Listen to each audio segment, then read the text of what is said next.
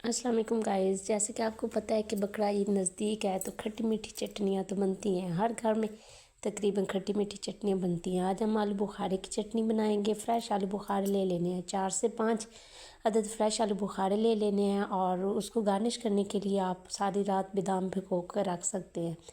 आलू बुखारों के अंदर 1 गिलास पानी डाल दें और आलू बुखारों को आपने आग के ऊपर रख देना है।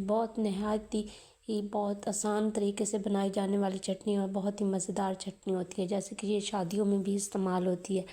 ये मीठी चटनी होती है और इसमें आप थोड़े से स्पाइसेस डाल के इसको खट्टा मीठा बना सकते हैं। जैसे पानी में उबाल आएगा तो ऊपर से आलू बुखारे की छिलका खुद ही उतरना शुरू हो जाएगा। जैसे कि आप देख सकते हैं आलू बुखारे का छिलका उतरना शुरू हो गया। अब मैंने इसमें 1 कप चीनी डाली है।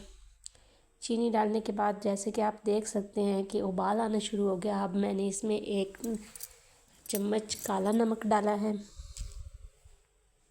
और मैंने 1 चुटकी इसमें फूड कलर डाला है। आप चाहें तो फूड कलर डाल सकते हैं, चाहें तो इसमें फूड कलर नहीं डाल सकते।